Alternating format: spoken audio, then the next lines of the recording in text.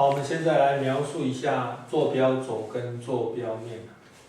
就是说，这 x 轴啊，就是说我们知道空间坐标哈，它有3个坐标轴 ，x 轴，跟那个 y 轴，跟那个 z 轴。好，那 x 轴上面的每一点哈，它的 x 坐标，是可变的。然后呢 ，y 坐标等于0 ，z 坐标等于0，也就是 x 轴上面的那个坐标哈，都是可以表示成 a00 的。也就是说 ，x 轴哈是由哪些点呢所成的集合哈？就是由这些点所成的集合的。就是 a00。然后呢 ，a 属于 r。同样的 ，y 轴上面的点是由什么样的点所成集合的？它的 x 坐标跟 z 坐标都等于。那 b 是可变的，就是说这个 y 轴可以表示成0 b 0。那 b 的话属于 r。那 z 轴的话可以表示成0 0 c。然后呢 ，c 是属于 r。好，再来我们看呢这个坐标面。坐标面的话呢，就是一个平面呢每个点所成的集合。有 x y 面s y 平面，或者是 x y 这个坐标平面。这个 x y 坐标面它是由什么样的点所成集合呢？s y 平面上的任何一点都可以表示成多少呢？这假设叫 q， a b， 然后它 z 坐标通通等于，也就是说可以表述成 a b 0，然后 a b 都是 r。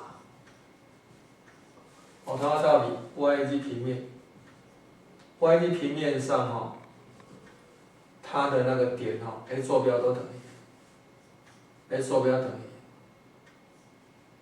b c。b c 的话属于 r。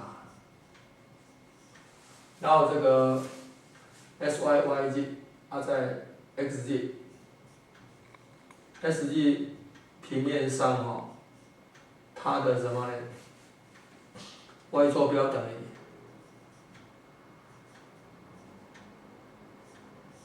然后 a c 属于 r。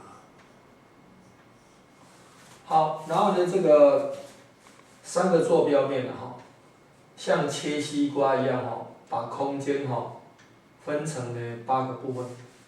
这8个部分我们称为8个卦线。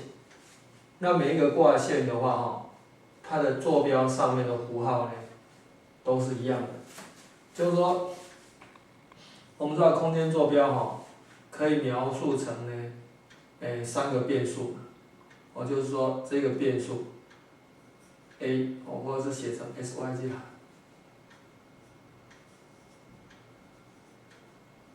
好，那是 x 的话可能等于正，可能等于负 ，y 可能正，可能负的。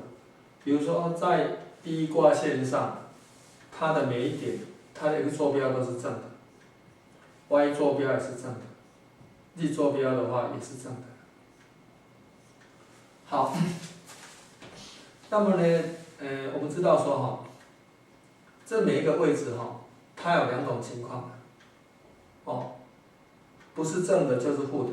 当然等于0，等于0的话是属于坐标面，坐标面的话不属于8个卦线。也就是说，空间坐标的话整个空间的话是由什么组成的集合呢？是由8个卦线跟3个坐标面所成的集合。好，这个位置的话可能等于正，可能等于负嘛，所以有2种情况。y 坐标可能等于正，可能负，也有2种情况。z 坐标也有2种情况，所以总共就有多少？8种情况。这8种情况代表呢8个卦线。比如说 x 坐标正 ，y 坐标正 ，z 坐标正的话，这个呢称为第一卦线。好，再来我们看看呢这个，空间中的一点它的呢正射影，就是说我们现在空间中有一点。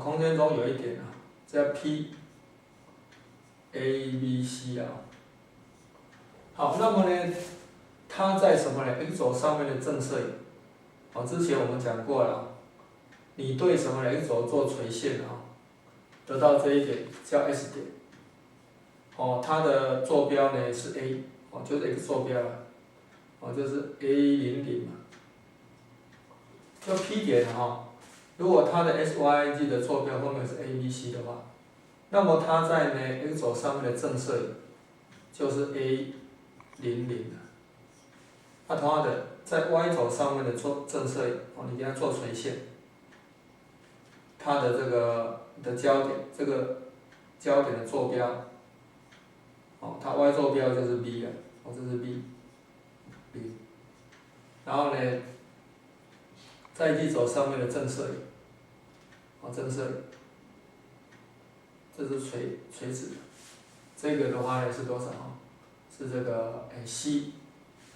好，那么现在P 点的话，在 SY 上面的正射影，你就是对 SY 平面的话做垂直线，交 SY 以呢 Q 点，它的呢正射影坐标就是 A、B0。同样道理你沿着嘛呢，就是对什么呢？对 SZ 的做正射影，这个东西的话等于是这个样子你 P 点的对这个 SZ 上面做正射影，这可以画成这样子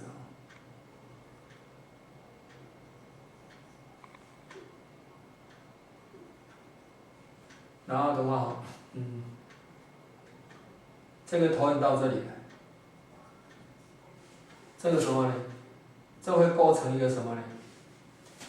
构成一个长方体不过那个不好画，然后再来再是这个，会构成一个长方体，把它投影过来，会构成一个长方体。那你 P 点的话往什么呢往 x 镜平面投影的话，投影到这一点的坐标它的 x 坐标就是 A 那 y 坐标当然是等于0，那 z 坐标就是这一点，这一点是 C， 0C 同样道理，它投影在什么呢？YZ 平面上它 y 坐标是 B，z 坐标是 C x 坐标等于0，这里 B C 就是这个样子。